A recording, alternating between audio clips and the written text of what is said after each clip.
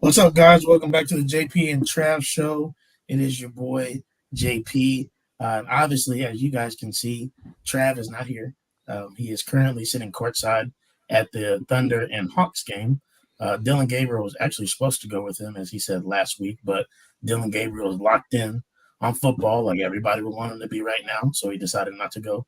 But Trav said, "You know what? I'm going to go and enjoy courtside with Trey Young." So that's what he's doing right now. But I have to my right our good friend Ty, who was on the show with us last week and has been here before. Ty, how you doing, man? Man, never can complain. You know me. You hit me up to talk about football, I'm there. Yes, sir. And then below me, we have my uncle, basically, Byron Leslie, former NFL scout there for about 20 years. So he's been on the show before, been on my channel a couple of times. So welcome back, Byron. How you feeling? I'm doing good. How are you guys? Living the dream. Man, cannot complain. Anytime you get to talk to somebody with the football knowledge you have, I'm over the moon. I don't know about that, but I'll take it. Hey, man, the viewers don't. It's okay. Yeah, I'm not gonna lie. I'm a little tired. Just getting That's up what happens. with baby girl. That's How what that happens. is. Yeah. Can So That doesn't change either. I know it is. It is what it is. But we've enjoyed having her. Some of you guys got to see her last week. She made a little guest cameo appearance. So absolutely stole the show. she did. She did for about 2 minutes there. She was the diamond in everybody's eye. So, guys, today we're really just going to do a deep dive into the NFL draft stuff. We're going to talk about some of the Sooners that we know are looking to get drafted this year. Obviously, we know Ty is an Alabama guy, so he has some Alabama guys he's probably wondering about. And Myron obviously has a prior knowledge in being a scout and what scouts look for. He's been in a draft room before. He knows how that all goes down, and so we're going to use his expertise just to see what he thinks about each prospect. He may not know exactly about each prospect because he's not in the game right now, doing it the dirty work, but he knows enough and can give us a little bit of enough of a take that we can kind of garner what we're going to get from a specific player, what teams could be looking, different things like that. So when we get to our Q&A portion, make sure y'all load those questions up and send them our way, send them his way, and we'll answer to the best of our ability. So first off, I just want to ask to Byron, what do you think, or not what, sorry, who do you think is a team that would be looking to really utilize this year's draft? Is there any team specifically, before we get into players, is there any team that you feel like is looking to use this year's draft as a springboard? Obviously, every team every year tries to get things through the draft, but other teams maybe go the free agent route rather than going through the draft. You look at the Colts and Browns; those are two teams right now that are really going more the free agent route than the draft. They don't have any first round picks, etc. Is there a team you would say that you've looked at, or anybody you talked to that you feel like is exclusively using the draft this year to try to bolster their stock? I think you got to look at the teams that are paying quarterbacks all this money. When you pay a quarterback a quarter of your cap, there's a price to be paid somewhere. So I know when we had Peyton, that was one of Bill's Polian. That was one of his big deals, is he wanted to make sure that we use the draft to get the get low, not low end players, but low salary players to augment Peyton, having to pay Peyton, Marvin, Adrian, Dwight, and Rob. So, teams that are paying quarterbacks big money, you can't sign a bunch of free agents. I mean, if you look at Kansas City, they had to part with Tyreek because if they signed him and Mahomes, it was 33% of their cap tied up in two guys. And then Green Bay, had to make that deal partly because it would have cost 37% of their cap to sign two guys. So teams whose quarterbacks aren't on the rookie deals are who I would look for to, kind of build through the draft and grow your own. That makes sense. Ty, you got anything, man? Yeah. So one of the questions I have, Byron, is when we're talking about cap space, right? This is something that's absolutely fascinated me, and I'm sorry this isn't quite the same question, JP, but it's along the same. When we're talking about cap space, one of the things that's always stood out to me is a while ago on the Pat McAfee show, Andrew Brandt, the former, I don't know what exactly he did for the Packers, but he ran their books, right? Mm-hmm. He was talking about the frustrations when it comes time for these negotiations because there's only ever been one team in the NFL to open up the books, and that was the Green Bay Packers. So there's this supposed 51-49% revenue split, but nobody really knows what the teams are making. You're at the faith of these teams to be a good faith actor whenever it's the team's incentive to underpay where they can.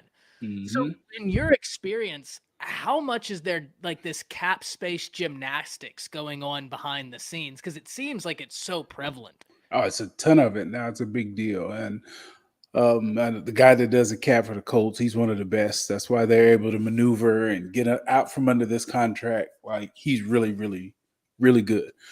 So that he is of the utmost importance to be able to, to calculate the escalators, to know when to give bonuses and to restructure. That's critical. If you don't have a guy that's good at that, you get hamstrung in case you do make a bad deal. I mean, look at the Giants.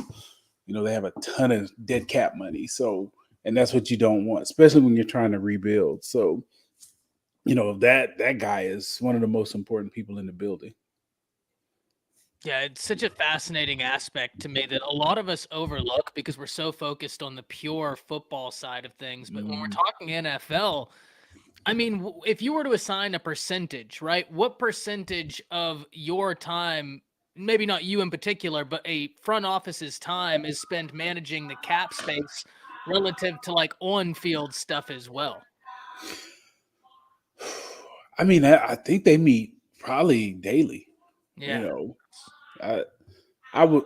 He's in there. They were in meetings daily. I would say that. Just every day, just like, okay, what do we got? Can we? If somebody pops open on the free agent market, you got to have like a running tab, know what you can spend, and you got to look forward to who's coming up, and like they meet on that stuff daily. The good teams probably meet every day at least, or every other day at the least, to just kind of be aware of what's going on and all of that stuff. What's happening in negotiations with guys you targeting, uh, guys on your team you want to extend, all of that. So I would be willing to say they meet daily. That's fascinating. You're still on mute. Yeah, it told me that right there. I wanted to continue to kind of go in the direction of what we said at the beginning of the show. Just maybe what Sooners have stood out. Maybe we don't have to go through the whole list necessarily, but just from you, and obviously you being an Oklahoma fan too, Byron. What Yeah. Sooners from last year that have declared for the draft do you feel like will make the loudest noise?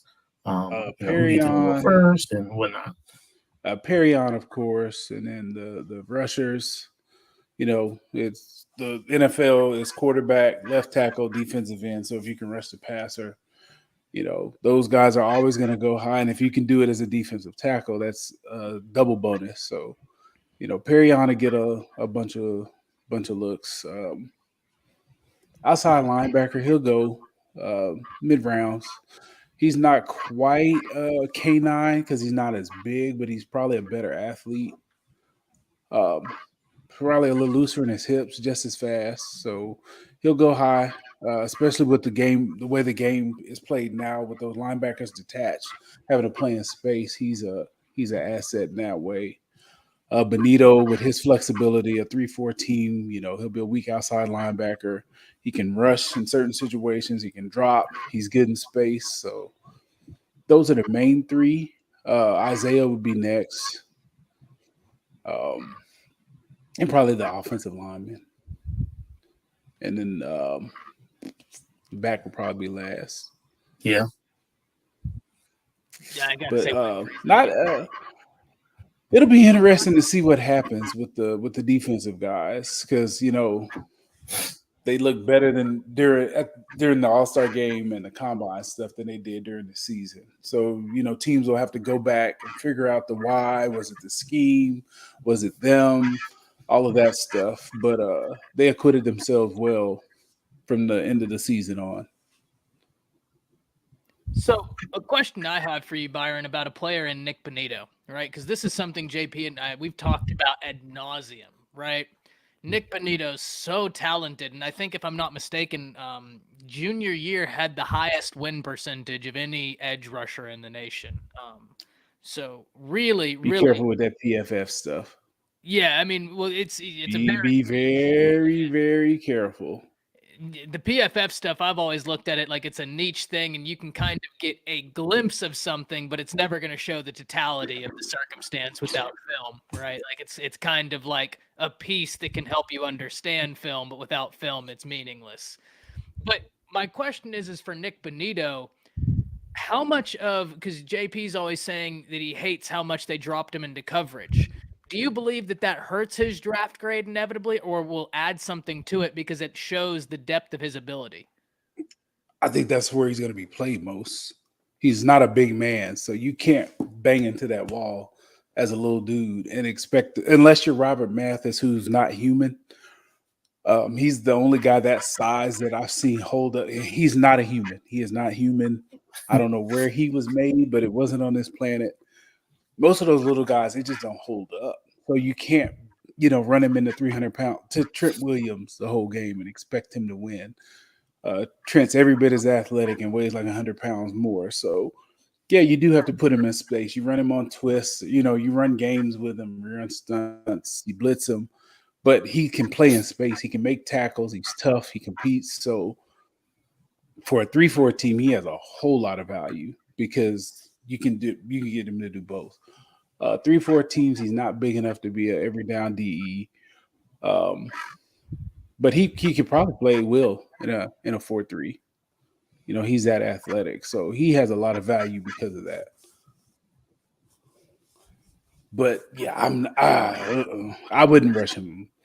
Like I wouldn't bet my hat on bringing him against an offensive tackle down in and down out. Because one thing they'll do is just run at him and make him have to play the run over and over and over again. And let's see if you'll hold up. Let's see if you can still rush in the fourth quarter after we leaned on you the whole game. Yeah, that makes sense.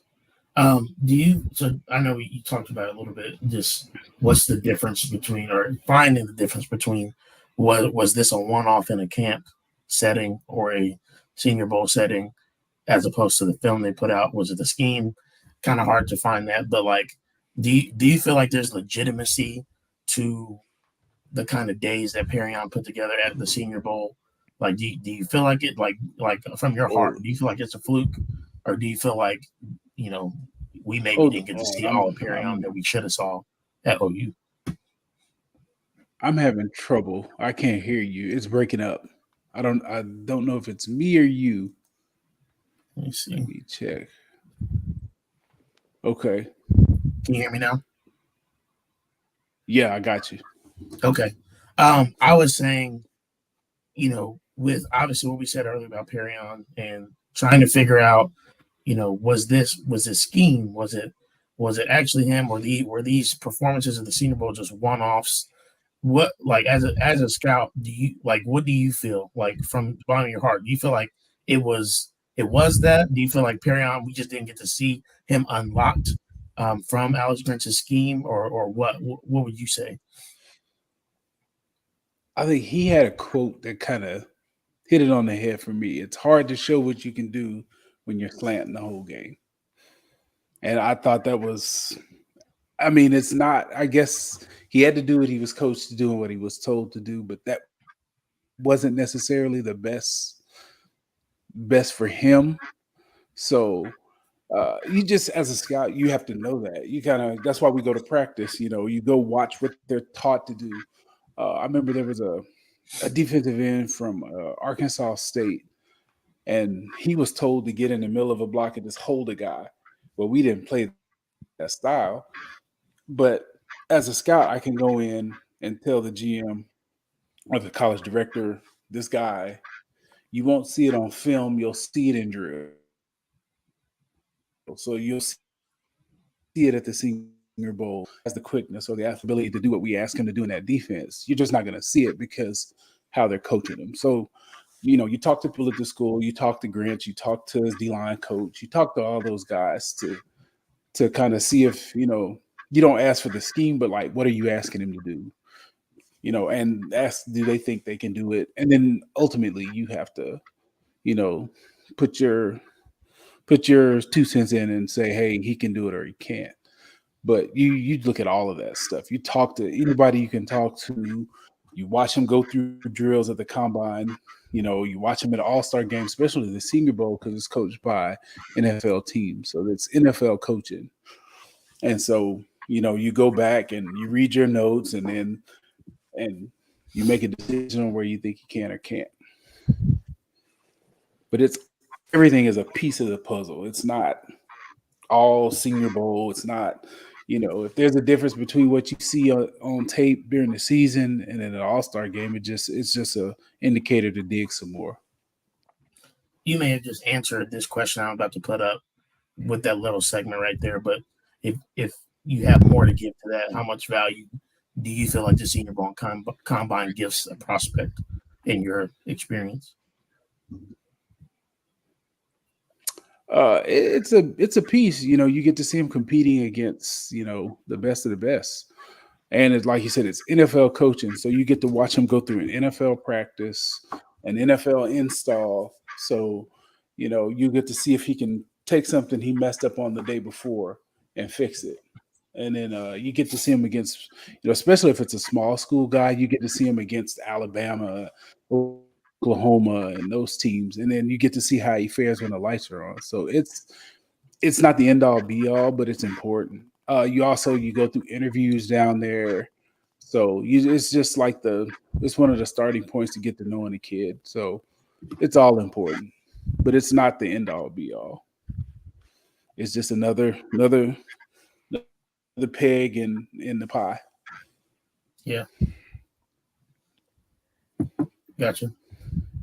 Ty, you got anything else, man? Man, I sent that video right in our little group chat before this because there's a prospect, right, for Alabama that I gotta get your opinion on, right? And that's Evan Neal. That guy right there is a freak to me, man. And I sent that video about him doing that box jump because I think it just shows his athleticism. Something like that, though, something very small. You looking at Evan Neal, what do you think about a prospect like that?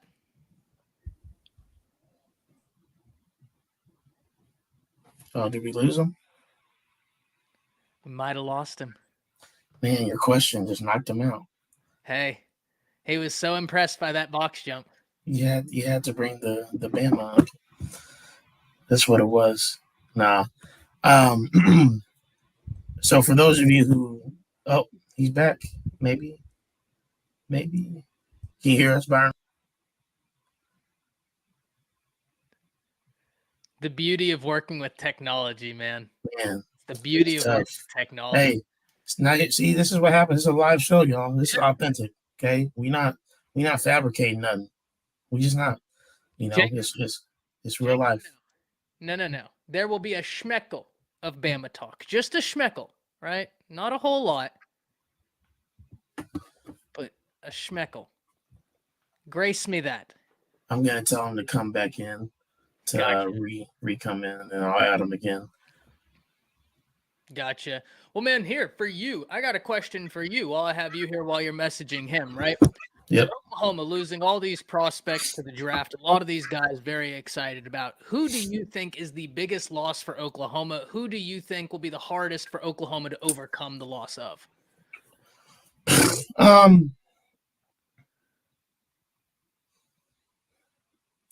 I think optically, at least, you could say either Nick Benito or Kennedy Brooks. Kennedy Brooks, just from the simple production that he brought, right? He had 1,000 yards rushing, his 3 years that he was, here and healthy. I mean, there's no reason to believe that another back could come in and just like that. But you still have Eric Gray, who's a veteran back on the roster, who still has something to prove in a new offensive system. Same with Nick Bonito. Like as much as we did have and saw from Nick Bonito, is there somebody waiting in the wings with this new Venables defense that can pop off even more from the end position, like Ethan Downs or Reggie Grimes or whoever else? There's younger kids that are waiting to come up. That may. Now I'm not gonna say they're gonna replace Nick Bonito. Don't hear me wrong. And Jacob just brought up a good point in the chat. DTY, I think on the back end you're gonna miss him a lot. I will say that I wonder how we'll see how it goes with these new safeties because they're being coached by a new safeties coach in a new scheme. So we'll have to see. If Key Lawrence and Billy Bowman and other people that they have been rumored to be back there are going to be able to step up. Trey Morrison is another cat that has been rumored to be able to be in that position, and he's been a beast. So I would say those are the guys that I would say, and I'll add Byron back in here. Looks like we got it rolling. We got him back. So I forgot about DTY when I was talking about guys. He's got some buzz too. Really? I ate lunch with a scout a couple of weeks ago, and he mentioned him too. He likes him a lot, so I forgot about him. I did too, to be honest with you, which is crazy. But the reason I asked, I'm surprised I didn't get any offensive line answers. Oh no, I mean, for me, and I don't, Byron could probably maybe back this up. I don't think we're going to be missing. I mean, Marquise Hayes has put on some good stuff, but like his stuff from last year, I mean, if he plays the way he did last year, he's not. I mean, he's going to be a lower round pick. I feel, in my opinion, and also I don't feel like we miss much just from the way he played last year. In my opinion, I think he played better the year before that. And then same with Tyrese Robinson. He was obviously a veteran, but me and Byron have talked ad nauseum about Tyrese. Good dude, good kid, but I think that we have better athletes that were. He shouldn't have been playing tackle. He's not a tackle. Yeah, and that's part of it. Credit to the kid for that because he knew his senior year. He's playing out of position because they needed him. So I give him tons of credit for that. He's not a tackle though; he's a guard. I would just say, don't be surprised if our offensive line is better this year than it was last year. Not only necessarily like experience matters a little bit, but you still got Rain, you still got Murray, Wanye Morris is still there. Hopefully, we can bring some talent out of him. Anton Harrison's still there, but a lot of people felt like there were issues with the offensive line because of the strength coach, right? With Benny Wiley and the workouts he was having them doing. He liked Jacob, like what you had to say, Byron. He said facts.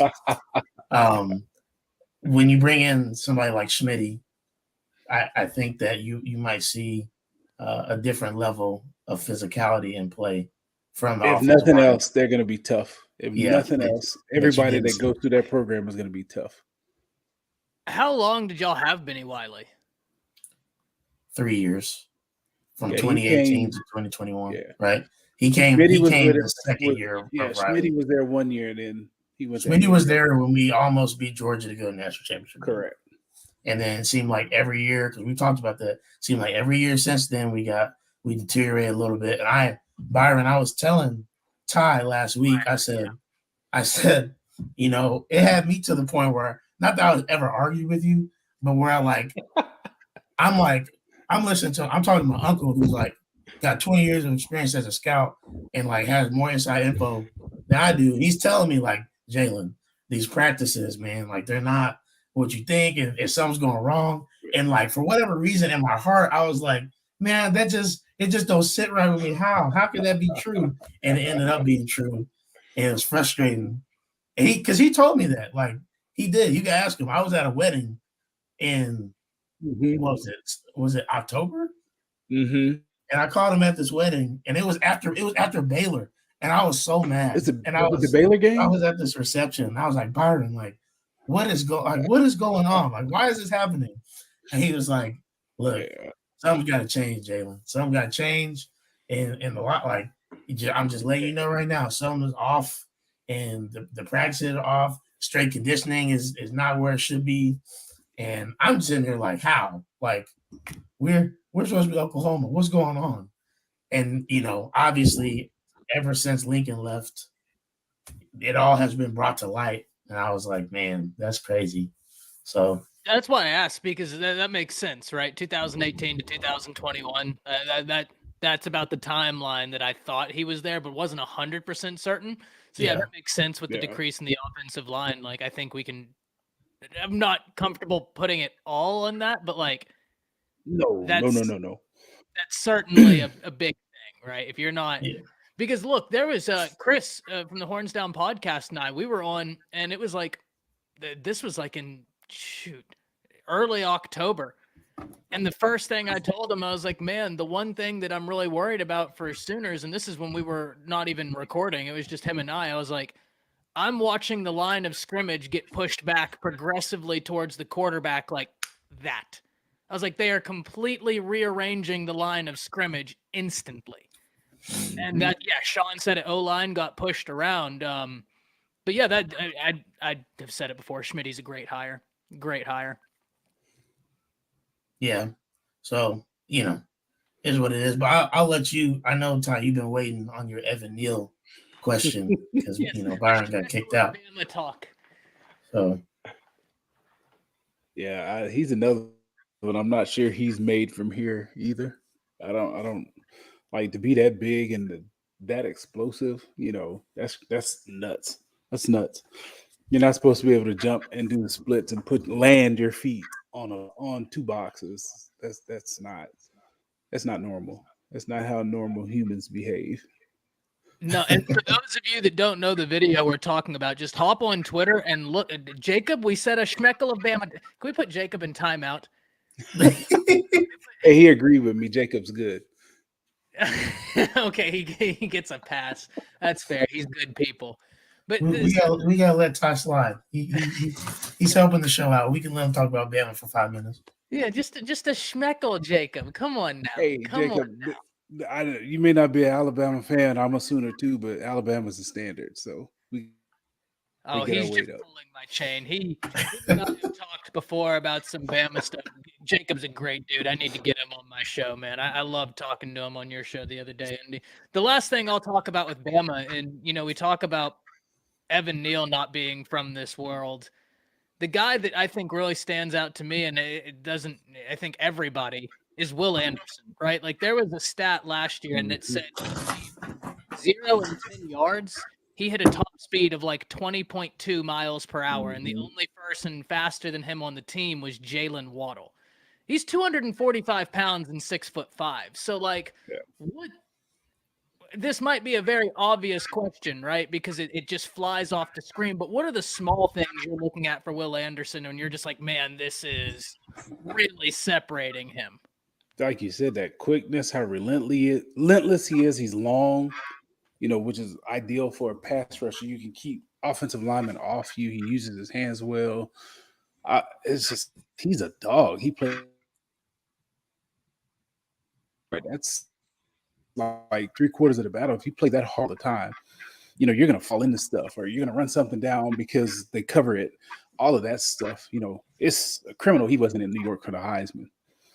That dude is a monster. He was, he was like, you watch tape and just watch how many plays he makes, and his TFLs and all of that stuff. It's not fake.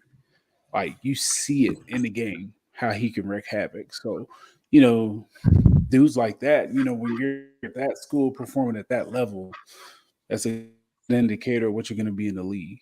That dude is a monster. I just love that he and Evan Neal were repping against each other for years at Alabama. Like, that's what Nick Saban talks about. Iron sharpens iron, right? Like, it's the same thing. He had Marlon Humphrey going up against Amari Cooper every rep. I mean, just awesome stuff. Yep.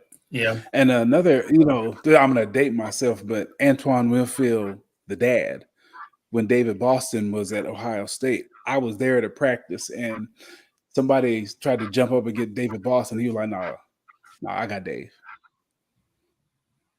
And they said it wasn't because we were there. They like, he does it every day. No, I got Dave, back up. And they went at each other the entire practice. That's what they don't want to go against, Marvin Harrison. He would let all the rookies and the young guys take the mini camp reps. Once training camp start, get out of here. I got to get better. That's how they are. They want to go against the best. All right, Jacob, that's all the bad talk. I got my schmeckle out of me. I got the addition of the New York there. I'm good. I'm satisfied. Oh my. So Byron, every time we've had a couple former players come on the show. We had Sam Mays on here a couple weeks ago. We had Trent Rattery on here. We had Jeremiah Hall on here. Scouted him. As well. I didn't scout Jeremiah, but the other two I scouted. Oh, did you? Mm-hmm. Wow. Man. Dog, I'm old. Nah. I go way back, bro. You forget I started in 97. You right. I'm old, bro. That's crazy. So we had them tell.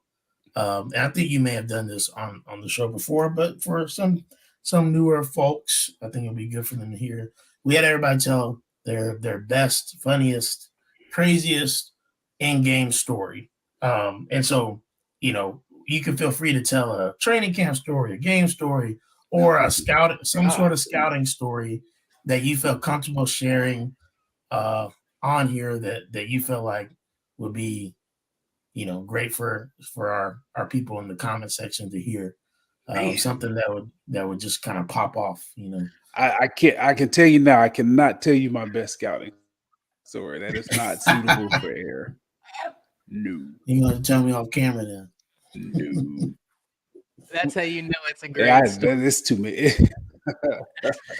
Oh man, yeah. I might, did I tell y'all? We'll talk afterwards, but man, let me think. This is how you know we've got a lot of them. Oh yeah. Yeah, that, and I'm also trying to think of something I remember like an unfair story when Gerard Powers was a rookie. He matched up with Reggie Wayne every day, every rep, every 1-on-1, 7-on-7. And I mean, he was sticky. He was in his pocket. Like, he was having a great camp. Everybody was excited. We got one. And so there was one day, it was Peyton and Reggie, and it was 7-on-7. Reggie ran a dig in the back of the end zone. He threw the ball. Literally, Gerard is here, and Reggie's running, and he stops, and he just puts his hands up like that fast, and the ball is shoulder goes right by Gerard's ear hole.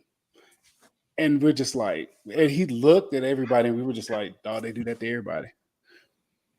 And I mean, there's so many stories like that, the catches that Reggie and Marvin would make in practice. Like, the stuff in the game is secondary to the stuff they would do in practice. And they practice hard all the time. I did hear one about a practical joke a quarterback played on another quarterback. He had a routine where he would brush his teeth after every practice, and he put his toothpaste in the same spot. He played a prank on, I can't say which quarterback it is, but the quarterback went and bought a fake toothbrush and stuck it up his butt. And so he came in and he took a picture of him with the toothbrush, like scratching his butt. And so the quarterback was brushing his teeth, and he just put the picture on the shelf and walked off. But it was an actual toothbrush. Ugh. Oh my gosh. Warfare. Oh. Yeah. Just to mess with him. But it wasn't. He didn't actually put the toothbrush back. It was a fake toothbrush. They would do stuff like that. I'd have been hot. Nah. He was. He was. Yeah, He that was. He that was would very. He was not happy, but until he found out the picture wasn't real, and then. that But would have had yeah, me messed we up. had a good group. So before we get into our question portion, just from me, I think obviously we've been talking a lot of decent amount of NFL stuff. Byron, go ahead and share with everybody kind of how you're feeling about the Sooners this year and their direction that they're going in. How do you feel about the Brent Venables hire? How do you feel about the hires we made? The direction that the program is going in as a whole. When BV got hired, at first of all, as a person, I think I told you, like, he is grade A. You won't get a better human being on earth. If I had a kid that wanted to play for him, I'd send him immediately, and I would sleep well at night. He's that type of dude. He's always been like that since I knew him when he was an assistant and when he was his coordinator. Like, he's all about his kids. I remember there was a linebacker who was he sat out a year and was trying to get some more eligibility. He practiced on the scout team every day, and then the NCAA kind of came in at the last minute, what would have been his senior year, and said the kid couldn't play. He still practiced and did everything he was supposed to do. BV ran me down in the hallway to tell me about this kid. So, like, you won't see him on tape. I'll send you some practice tape, but he's a great kid. He'll do everything you ask. And I think the kid actually signed as a free agent, bounced around for a while because BV went out of his way to tell everybody how good a kid that was and how he worked. So that's the kind of guy he is. So that was never a concern. My concern was just recruiting. Can you get the same kind of guys you got at Clemson at OU? That was the only concern. Just because OU, it's his first time being a head guy, but the way that they've, they jumped feet first into recruiting. They've gotten guys. The way they solidified the class this year and what they're doing next year. Bringing my guy City back, who I'm very partial to. That's my dude. I'm great to bring him back. If nothing else, they're going to be conditioned and they're going to be tough. Not to say that they weren't under Benny, because I like Benny too. So, but he is going to, they're going to, there won't be any fourth quarter tapping out or, getting worn down in the fourth quarter. That's done. So and what you hear from the kids too, how they're reacting to the new regime, what they're doing new, how confident they are and how they are confident in what BV is doing, all of that. That's what's important. The former guys, how he welcomes them back and the energy that they feel versus last year, so, I think it'll be a win-win for everybody. Lincoln, he's going to be fine where he is. And, we wish them luck until we play him. And then for 3.5, 4 hours, it is what it is. It's a problem, but we wish him well until we play him. And then, we got our BB's our guy now and we're moving forward. So I'm very excited. I don't know if it'll be instant gratification, but I know eventually when we go to the SEC, we'll be in a better place than we were before. We'll be better equipped to go to the SEC with this regime than before. Oh, I completely agree with that. As an SEC fan, just looking at the coaching staff talk, and this isn't to say anything bad about the former coaching staff, right? Because correct. Look, there's a lot of animosity to how the move happened, and understandably so. We've talked at length about that. I'm not going to spend a second more about it. But what we can all say is this was a coaching staff that got OU to the playoffs. The regression looked like it happened. That's a conversation. How many teams made it to multiple college football playoffs? Very few. Clemson, Alabama, and OU. Georgia? And Georgia just now. Yeah. And Ohio State.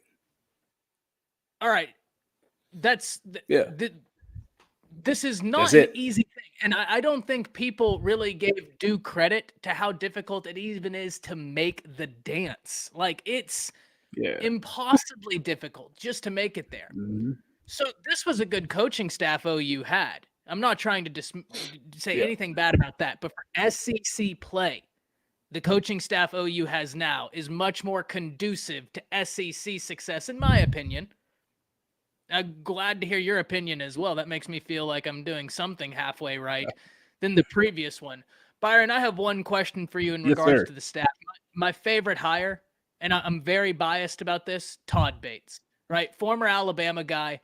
But when I think about schematics, we're talking about how earlier you said the NFL, defensive interior guys, exterior guys.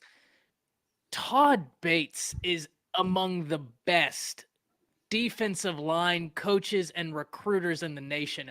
How excited are you that he joins the staff? Because I'm not even a Sooners fan, and that's the hire that I look at, and it's up there with Corey Raymond to me. I'm like, man, that's a move. It's a move. Well, just look at the guys that we're going after, the guys we're signing, where they play. They're all Southern.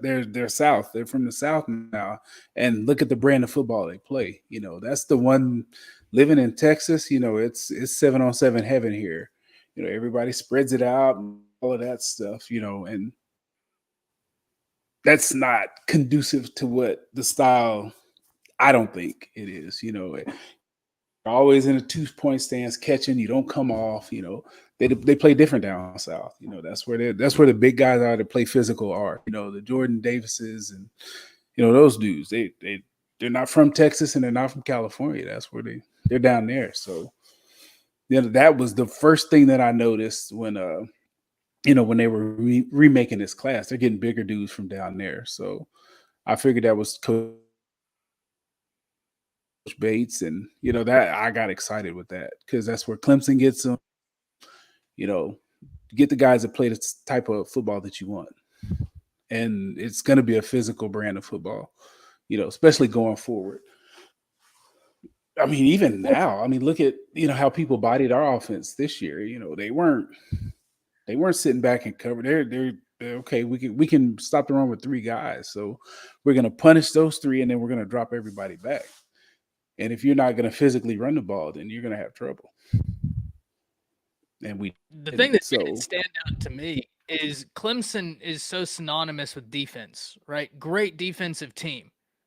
They had a great defensive coordinator, but even though it's a team synonymous with defense, with a great defense, they were D-line U for a while, or at least in the conversation or argumentation for D-line U. Yeah. That's impressive. Yeah. And then you talk about, I think you hit the nail on the head, where he has roots to in terms of recruiting. You gotta love it, especially with the move to the SEC on the forefront. Yep. Gotta love it. Yeah, you gotta get those big guys that play that style because I love the Big 12 and but that spread it out and throw it around everywhere. You got to have some horses too, man. You got to have big dudes to bang with those other big dudes. So I'm excited. I'm excited to see where it goes. I hate, the quarterback left and wish him well too. He's a kid, so I will never get on here and yell at a kid for doing what's best for him. But a guy that played well in Coach Levy's system. He's got some weapons there with Farouk staying, Mims, and health. The kid, the freshman from Florida, that's the tall guy that catches everything. So they got stuff to work with. So I'm excited. I'm very excited. So we'll see what happens when they start, when it kicks off. But I'm excited. Yeah, we will definitely see what happens, and it's been crazy to see the national perspective of OU, just with people that haven't really been paying attention. Obviously, like y'all were saying, as much as people are upset about the coaching staff and everything else, I'm not crazy enough to say Lincoln Riley's not a great offensive mind. I'm not crazy enough to say Alex Grinch did not improve our defense at all. Those things did happen. That's factual. However, like we said, moving forward, could we potentially really be left off better than we were? Yeah, that's true too. Which is crazy to even think about.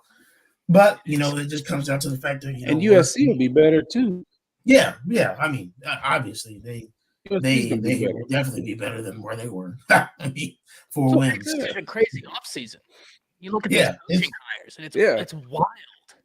It's been crazy in general, but it just goes to show we're Oklahoma, and for anybody that thought we were just gonna mail it in and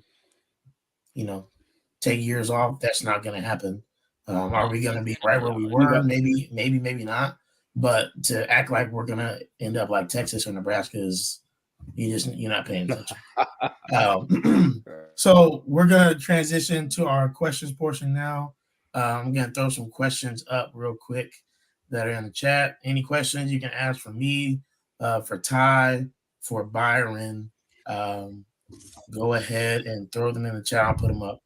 We got first question from our boy Jacob Major. Question for Byron. Thoughts on Jacob the coming Baker in hot. Mayfield situation? Oh man. No Cleveland talk, Jacob. Man, I wish he wouldn't have written the letter. That I didn't like that. Just sit back and let it play out. But yeah, he had a down year. We can all there's no getting around that. Cleveland, they bundled some stuff too, but as part of the game, the team has a responsibility to get better at every position every year. That's what the goal is for everybody. So you can't get sensitive. You can't take it personally as business. Once you get to the NFL, it's all business. So I hope wherever he lands, that he grows from this. Everybody has to go through adversity at some point in their life, in their athletic career. So, Baker's done it before and he's bounced back. Just get back to making the main thing the main thing. Be about football. The rest of this other stuff, nobody cares. Go out there and ball, and then let it take care of itself. That's the best way I'll put it. I know a little bit more, a lot more that I can't. I'm not gonna say publicly because the guy that told me would. I know people in the Browns organization, and I wouldn't ever betray him. But Baker's gonna be fine as long as he makes the main thing the main thing. Get back to that. Get back to playing ball. The letter kind of was. I'm not gonna say weak sauce, but your whole thing when you came in the league was just having a chip on your shoulder, and I'm going to prove everybody wrong, and then you write that letter. That was weird to me. I don't know. That was weird. It didn't sound like him because he's always confident, cocky. He always bet on himself, and he came through. So that was a little weird to me. But just get back to going to just balling. Just do what you do. Do what you did to get you to where you were the number one pick in the draft. So, if I may, this is something that it's crazy to me, the Baker Mayfield situation, because when JP and I were talking about it the other day, I told him I've been so wrapped up in college football that I missed the entirety of the NFL season, and so a lot of this Baker Mayfield stuff is just going straight over my head. I think that puts me in a good position and a bad position because I get to look at it from the standpoint of okay, well, historically the Cleveland Browns have been a dumpster fire. And so, you're not the New England Patriots. You just got to a point where we're talking about, can you go to the playoffs? Who are you to be this down on a quarterback that is a big reason that you're in this turnaround? Right? I'm not 100% sure about the stuff around the letter, and I'm going to take your word at 100% on that because, yeah, if I'm not sure what the letter said, but the thing that makes the least sense to me is if you're the Cleveland Browns, they're essentially devaluing Baker right now, which to me looks like bad business. If you want to get rid of Baker, cool. We can have a conversation about whether that's the right move or not. Pump up his value. Say what a great quarterback he is. Oh, the marriage just isn't working, but I guarantee you, you get him in a new environment and it's going to be great. But hey, he's worth all these.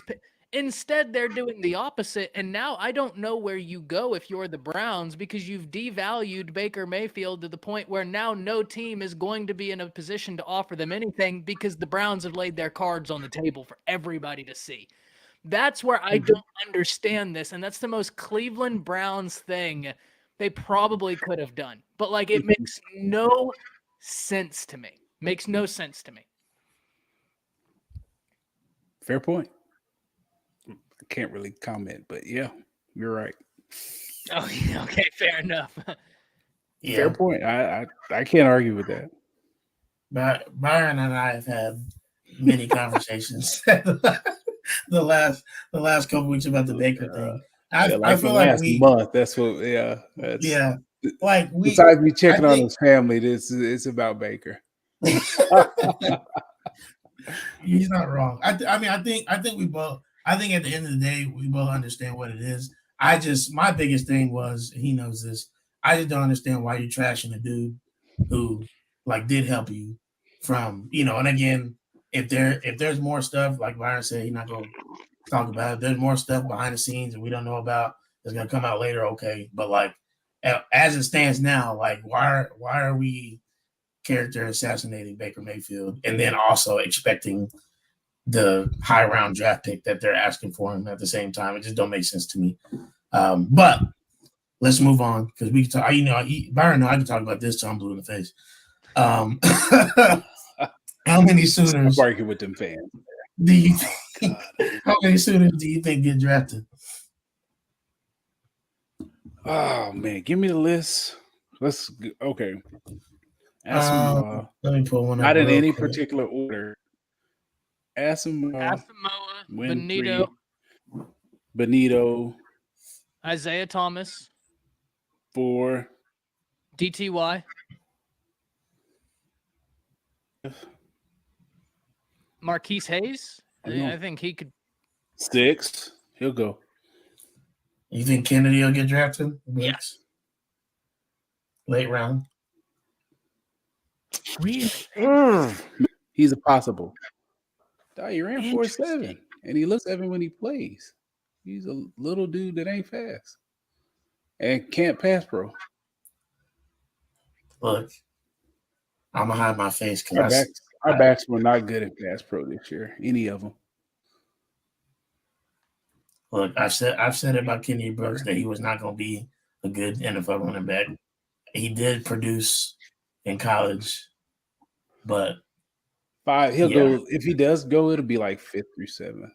PFA. He'll make some money that way. But no, I don't think he.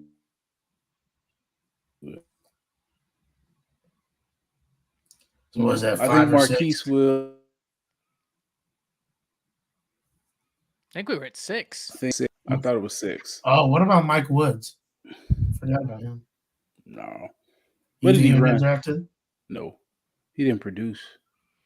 Part of that Yeah. was quarterback play, but God, you got to have a little more production than that. I know. I'm gonna look up what he ran. He's one of the ones I wish could have come back. Yes, I agree. I thought he could have come back. Huh? He's a talented player. Yeah, I think there was more in there than what we saw. Yes, I think there was a lot more. Who He ran a else? 4.5. That's hard sell. There's a lot of good receivers in this class too. Tyrese is borderline probably agent. I hate that because I like that kid. That's it on offense, right? Yeah. So I think it'll be those 6. Okay. And those guys are probably the defensive guys will all go between like 1 and 4. I don't think DTY and them. I don't think he'll be a 5th round pick. I think he'll get drafted in 3rd. So those guys will go pretty high, and then the linemen will be the back end guys. Yeah.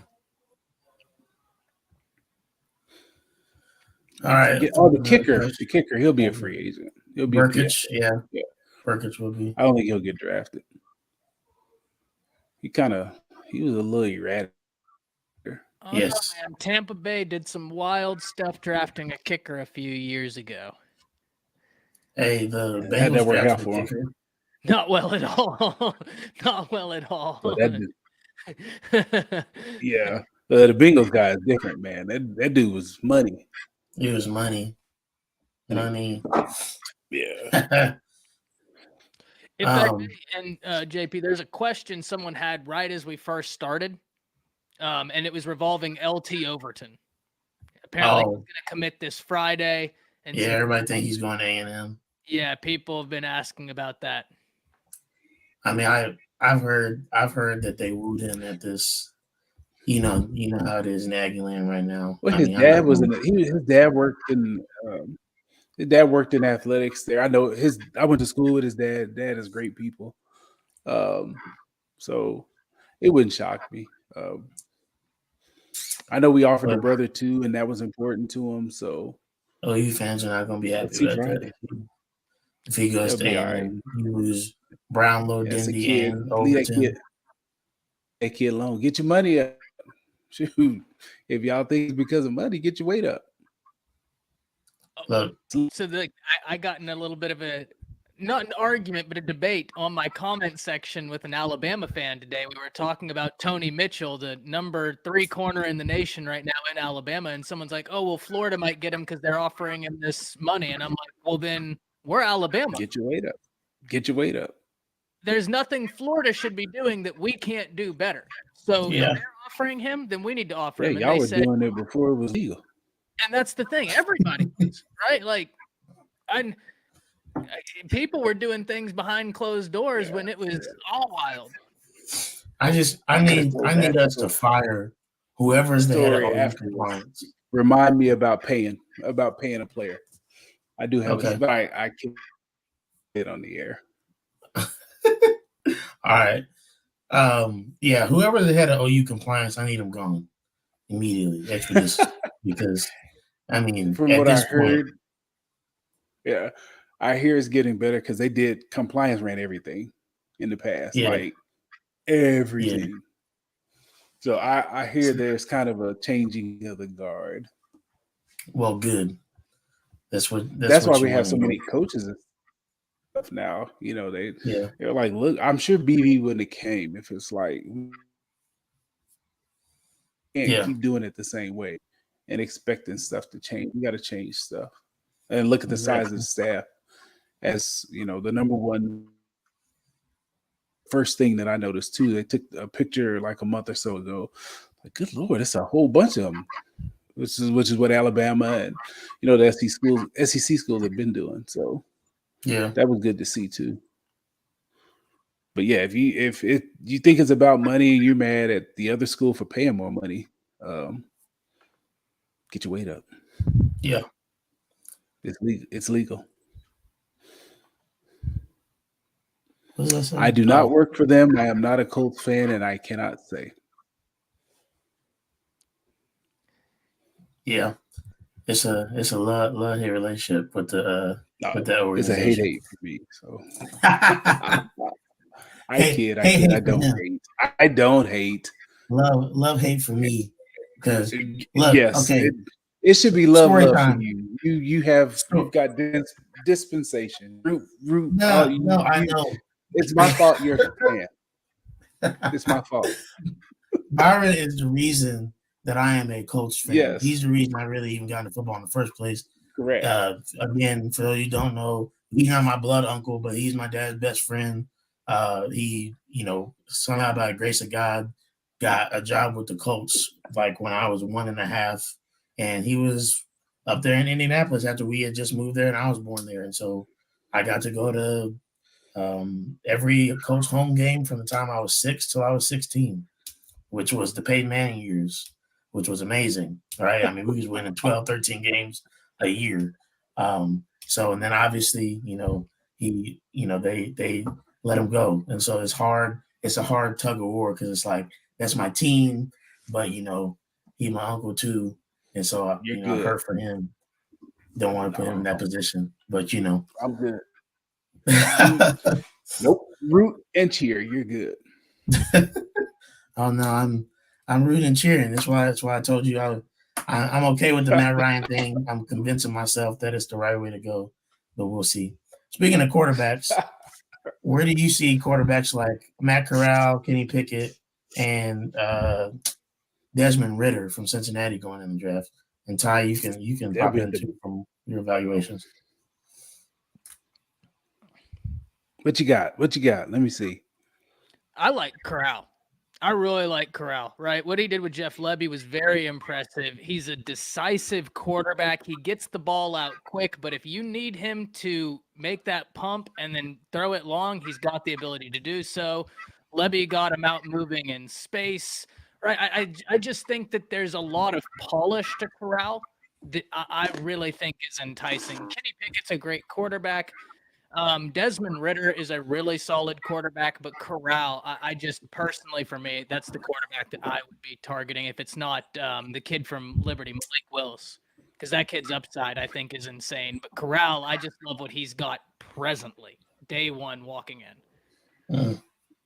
Yeah, I don't think any of them are going to go top 10. I think they'll be like 15 to 20 ish in that range. I don't see any of them being the guy in year one. So they'll kind of fall a little bit. But yeah, I kind of agree. I like Corral from what I saw. I'm intrigued by the Willis kid. I wasn't as high on Pickett as others, but those are the top four, I think. It's tough for me with Willis just because, and again, not that you can't. We've seen plenty of times people come from really small schools, and even though they don't play competition, do really well. I mean, going back to the conversation we were just having, and a guy that Byron brought up earlier, Robert Mathis, came from Alabama A&M. Who do they play, right? And he is one of the best coach players in their history. Hopefully, we'll get in the Hall of Fame.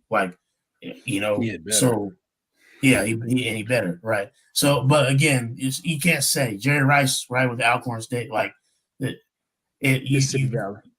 Mississippi Valley. Sorry, wrong one, my bad. Mississippi Valley, but still, like it happens. I struggle with that, especially from the quarterback position, because it's like, who did Liberty play? Like, you could have all the tools, but who did they play? You could have said something about Josh Allen, right? Who did Wyoming play? And he went to the right situation, right? The Bills, like if Malik, I think, goes to the right situation, they're willing to build around him. They have a stable organization. It can work. I always said if Josh Allen went to Cleveland, he would have been. They would probably wouldn't extended him. I don't think he would have made it. Yeah, that's a big key too. You've got to have a coaching staff that's willing to build around what you do well. Yeah. I was blessed enough to be with Tom Moore, who was like it's ridiculous. He would get whatever we gave him. He would find a way. Okay, what does he do? Okay, this is how we'll use him. From quarterback to receiver. I mean, whatever we gave him, just tell me what he can do. All right, I we'll figure it out. And so that's kind of what you see with these quarterbacks too. Baltimore. Look what they tailored a system around what Lamar does well, and that enables him to play fast, get the ball out of his hand. He's accurate because he's confident in what he's doing. So, like you said, that's a huge part of it too. Mahomes being able to go to Kansas City and sit for a year and learn behind Andy Reid, and then Andy Reid tailors a system that he thrives in. That's crucial for especially a young quarterback. And the reports of Kansas City's demise are kind of premature, I think, too, because that dude he's been dialing up plays for years. Yeah. It may not look the same, but I bet you they'll be just as efficient. You miss Tyreek Hill, but you don't have a coach like Andy Reid and a quarterback like Patrick Mahomes and think that like I get it. Like Tyreek, just like, okay, it's like saying, and not that Patrick Mahomes is Peyton Manning, but that's like if we lost Reggie or if we lost Marvin and people are like, oh, what is Peyton gonna do now? It's like, it's Peyton Manning. What are you talking about? We started a playoff game with Blair White and won. So like it's Patrick Mahomes. That's a dude that got half $1 billion. Like, yeah, we've seen what he can do. Like, relax. Yeah, they're gonna dial it up. It may help them because it'll force them to run the ball more. They got in trouble in the playoff game because they wouldn't run against a light box. So maybe they'll lean in on the run game more. Who knows? But the AFC is tough. Oof, good luck. Loaded. It is locked and loaded. Ty, are you a Cowboys fan, Ty? No. Are you a Vikings fan? Okay. Right. Okay. I remember now. Skull. Yeah. It's okay, right? It's not bad. Could be better, right? It could be better. We're like that person where, we got the good job. There are better jobs. There's a lot better jobs. There's a lot worse jobs. But we kind of have to be cognizant of it all, right? We Yeah. know there's better. We're just here for the ride. We're just here for the ride. And You're I'm okay right. with that. No, I'm not. No, I'm not. Oh my gosh. Kirk Cousins is going to be my death. That's all I'll say. He's a Hall of Famer at the bank, though. Man.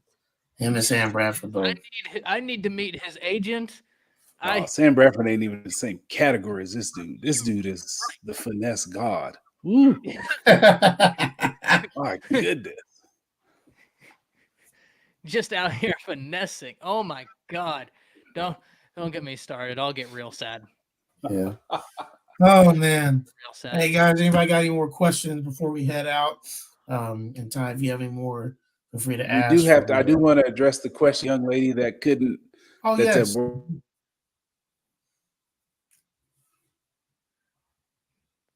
Brought up the Vikings. I used to sit them on New Year's Eve. Different occasions when their dad would go out. Brandon actually lives 10 minutes from me. I just saw him like a couple of weeks ago. So yes, I am related. Anyone with the last name Lusby from Lawton, Oklahoma, we're related.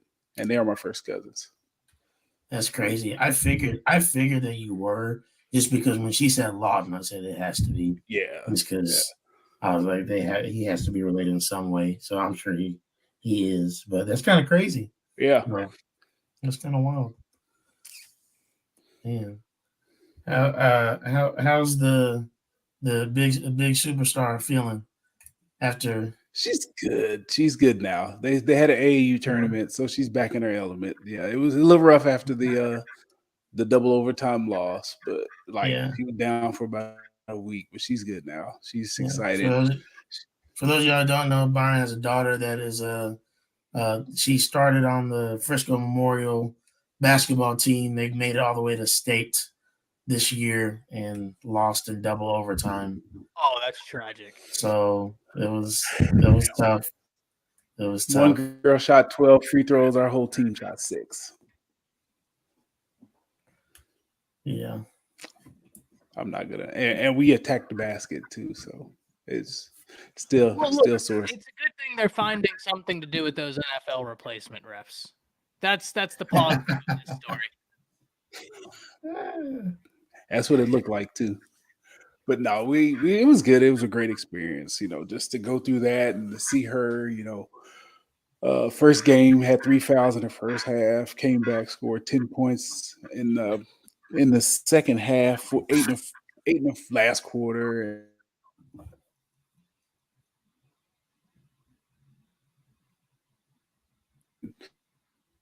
It's just fun, man.